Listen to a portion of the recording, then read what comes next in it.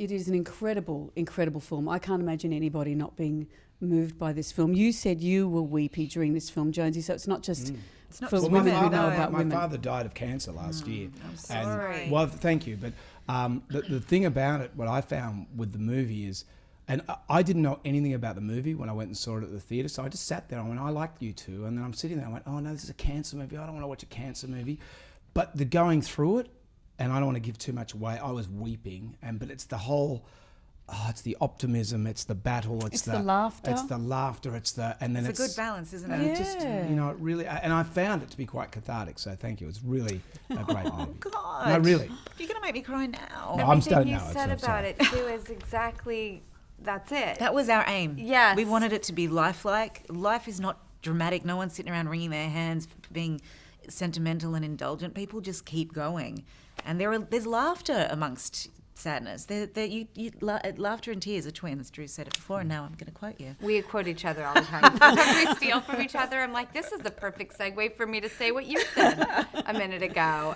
So we get to do that. And it's true. And she says it's a celebration of life, and it makes you run out and appreciate what you have. And we're always so happy when someone says, I ran out like with tears, calling my best friend to tell them I love them. Like, yes, that's the point. And I think there's anger and selfishness and flawed and altruism and the greatest nurturing and care. You know, it's everything. It's laughter.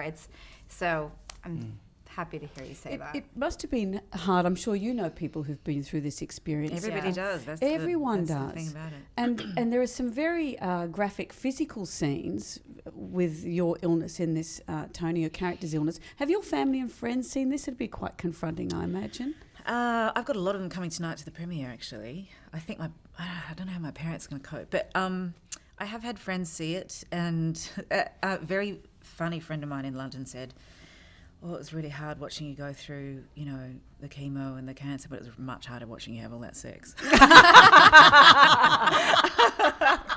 I know, for a sick person, you get a lot of sex in this movie. She needs it. She needs the She's attention. a hungry, like, creature, you know? Like She depends on the attention of, you know, men. Her priorities are all skewed. And I think the one wonderful thing that she learns is just to appreciate what she has. And it's a great thing for all of us to be reminded of.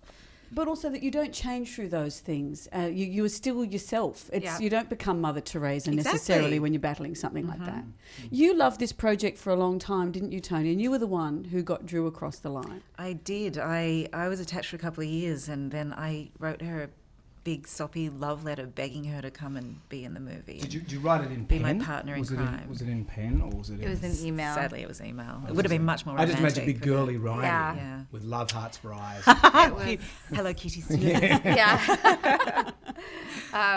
Yeah, it worked, definitely.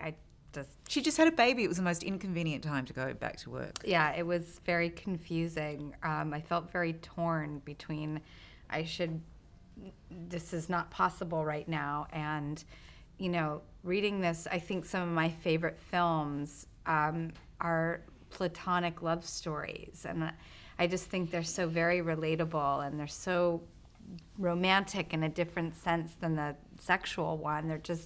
They're about how much we are capable of loving in this life and this journey we take. And I have 2 daughters, and you know, it's about these 2 women, and it's anything but a chick flick, but I just was very inspired for my girls when they're older to watch this and to do this for them, honestly. I love Toni's letter so much. I was like, okay, let's figure this out. And we did, and I just couldn't be more grateful. And I've said it before, I'll say it again, sometimes what you think is the worst timing can in turn be the best timing. And watching it with my girlfriend the other night, like holding hands, we were just sobbing. And I'm like, okay, you don't always get the like, oh, okay, it actually happened.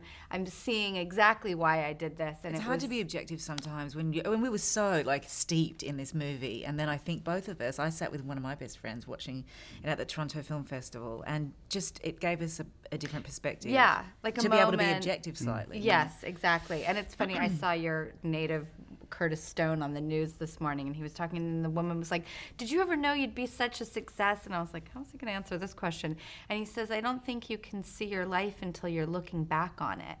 And retrospect. it is gives you the a lot. that is the only way you're going to have perspective on something. So when we got to see it for the first time in a theater with loved ones, it was like, Yeah. good. The intention feels Followed right. through. Yeah. But you play sick so well, Toni. It's like, and it's hard. It's believable. It must be, and I'm not making jokes about that, it must be so confronting on your own mortality to get into that character. It was.